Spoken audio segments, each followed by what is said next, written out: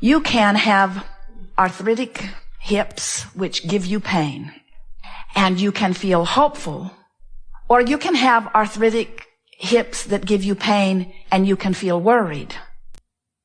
And the emotional difference will make the difference about your recovery. You can have a bankruptcy looming and feel hopeful, or you can have a bankruptcy looming and feel desperate. And the emotional journey that you are upon will cause the outcome. We want you to realize that you have these two concurrent streams running all of the time. There is the stream of the action that I am observing. There is a stream of the manifestation that I'm observing. And then there's my connection to the stream. And the way you feel, the emotional journey, so to speak, speaks to your connection to the stream. When you make your journey about what's manifested, so you insist, of course I'm worried because these are the facts that I'm observing. Now on this action journey, you have no latitude. You have no leeway. There's nothing that you can do other than continue to create more of whatever it is that you are giving your undivided attention to. Where if you will make your journey an emotional journey, where you say, oh yeah, I've got arthritis in my hips, and never mind how that got here. But I'm hopeful that it will feel better, and I'm anticipating discovering the process that will make that so. And I believe that it will come to me. And even though I haven't figured it out yet, I hope and anticipate that it will be there. Under that vibrational difference, rather than, oh yeah, runs in our family. Grandma had it. Mom had it. The doctors are telling me I've got it. They checked my DNA and told me that if I'd asked them, they would have told me a long time ago I was going to get it. And, you know, it's one of those things that once you get it, you've got it.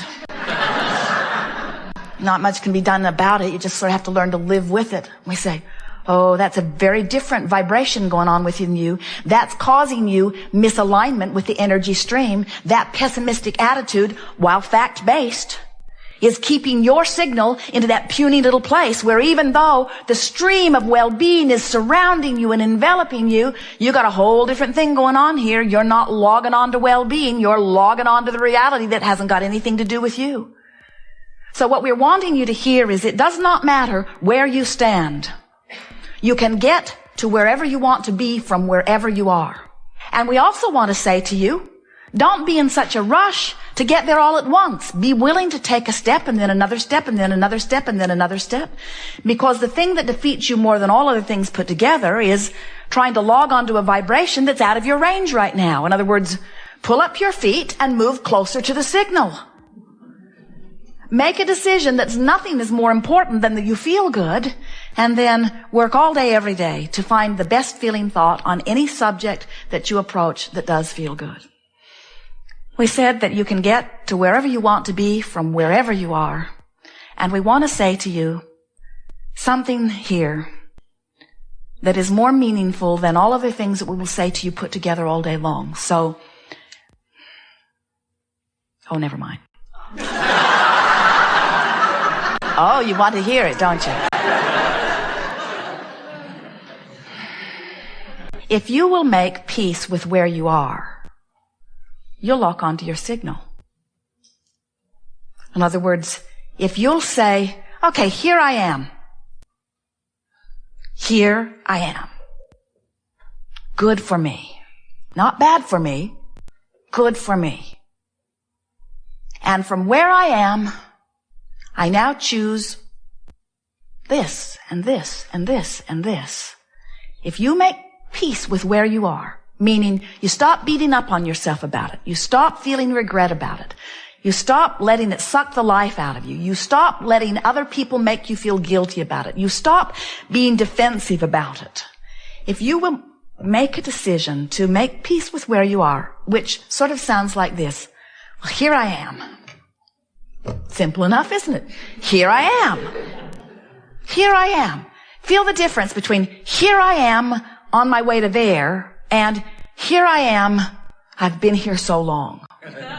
Or, here I am, I shouldn't be here. Here I am, it's your fault I'm here. Quite different vibrational stance. Where, here I am, and it's all right. Here I am, and I don't really want to be here, but here I am, and it's all right. And it's temporary. Here I am, and it's temporary. Oh, that one feels pretty good, doesn't it? Here I am in this temporary place on my way to better and better. Here I am, pleased with who I am, on my way with greater clarity to who I really am. In other words, you got to find ways to soften your personal perspective of where you are, because where you are is the signal that you're beaming. And you got to log on to the signal. You got to find a way of linking up with this source energy. When you don't, you're off the signal. Source energy believes that well-being should be yours. When you don't, you're off the signal. Source energy adores you. Source energy knows about your well-being. Source energy expects good things to come to you. And when you don't, you're off the signal, you see. So that's our best sales job yet. That nothing is more important than that you feel good, because the way you feel is your indication of your signal. So the signal has a couple of components. How much of it am I asking for by the power of my desire? And how much in alignment with that signal am I? In other words, I want it and believe it. I'm right on beam. I want it and I doubt it. Resistance. It's not coming, at least not now. I want it means it's always there for you. I want it means the signal is always available, but the allowing part is the part you tweak into place by reaching for the thoughts that feel good to you. And you can feel when you click into alignment. Someone was asking us a question the other day about whether they should hire someone or whether they should not. And they were sort of going back and forth about whether it was a good idea. There were aspects of it that felt good and some aspects of it that did not feel so good. And as we listened, we said, pay attention to which way you're leaning. Well, there was no question which way they were leaning. They could really feel that they were leaning toward making the decision to say yes. And then we said, now you have made that decision. Now line up with the decision. Line up with the decision. And so we offered a whole stream of things that we thought were very reasonable components that made them easily line up with the decision. And then we said, now, your energy is in place. Now, never again go back and question that decision. Don't go back and put it back on the table where you're weighing the pros and the cons anymore. Don't shoot yourself in the foot about this decision. You've lined up with the decision. Let that decision be your decision. And you say, oh, I know people like that. They're stubborn. And we say, yes, they are. They are determined, you say. Ooh, determined. What does that mean? Determined. Cannot deter my mind? Is that what determined means? Is that the root of it? In other words, I'm determined. I've decided. I'm in alignment with, you see. Once you come into alignment with something, nobody else's opinion has anything to do with anything, because the only thing that matters is your relationship between you and the stream, between the desire that you have fashioned and the signal that you are outputting moment by moment. So when you are having trouble making your mind up about something, figure out which way you lean. In most cases, it doesn't really matter a rip. You could go with almost anyone and live happily ever after. Well, we understand that you have reasons for your pickiness, but you know which way you're leaning. And so lean that way and then line up with it and then watch what happens. And continue to say to yourself, I am temporarily standing everywhere that I'm standing. So when I get there, since I can't get it wrong and I never get it done, and the reason that I can't get it wrong is because I never get it done. In other words, you can't get it done. You're going to continually have a whole new other barrage of input that's going to cause you to launch another rocket of desire. You constantly amend your desires. And source energy constantly keeps up with the amendments. So, are we convincing you yet that your work, your only work, is to line up with what you think you want? So why don't you do that? Why doesn't everyone? Why is that not easy for you to hear? We'll tell you. It's because the questions we ask are always the easiest to answer. We know the answer before we ask the question. But then we know the answer before you ask the question, too. The reason that more don't know that is because you're not sure that you have the right or the wisdom to choose. You think somebody else has made the list and that you've got to conform to the list. And what you didn't factor in is they made that list about what you should do so that they'd feel better. And it's time for you to make your list about what you should do so that you can feel better.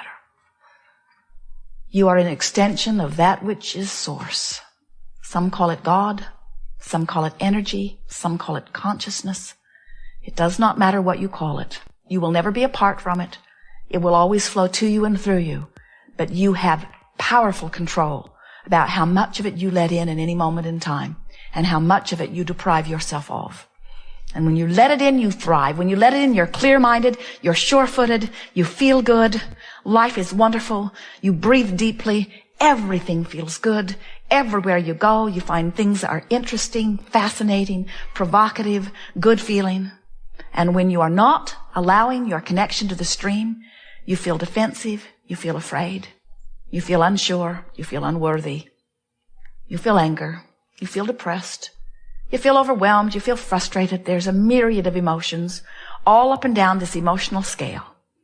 This glorious guidance system within you, letting you know in every moment how well connected to your link spot in the sky you are. It is our powerful desire that when you leave this gathering today, you never again question your value or your worthiness, and that you let your questioning be about, what do I prefer, this or this? Would I rather love this person or hate this person? Let's see, which feels best to me? Esther came to an astonishing and startling revelation about herself not long ago, when she found herself on the opposite end of a decision. She thought one way and Jerry thought another way about something not very important. It was the methodology for hooking up the tow car to the monster bus.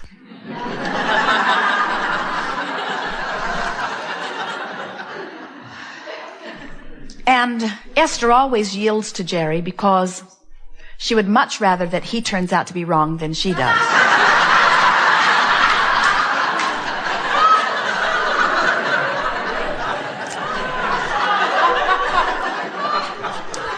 And as she was walking the length of the rig, about 67 feet, as she was walking to get back into the driver's seat of the monster bus, to pull it forward, to make sure that everything had locked in just right, she heard herself think and laughed and nearly fell over as she got into the coach as she heard her own thought. She thought, I hope it doesn't go well.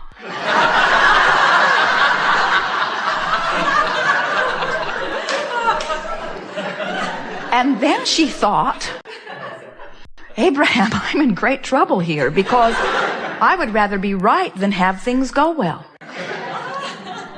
And that is the reason that so many of you do not trust your own decision. Somebody's convinced you that it's important that you make the right decision. And so you want to take a consensus. What does everybody think? Because, you wouldn't want to make the wrong decision because somehow you've decided that you must be going to be judged on how many times you were right or how many times your partner was wrong.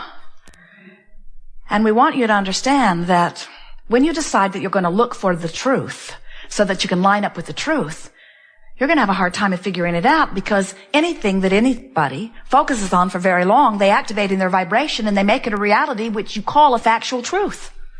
So when you see this stuff that you do not want and you say, well, I cannot ignore it because it's true, what you're saying is someone else, for whatever unknown reason, gave their attention to it long enough that it became active in their vibration, long enough that it became a dominant vibration within them, that it manifested in their experience and became a fact or evidence, and because they did that unwanted thing to themselves, I should do it too.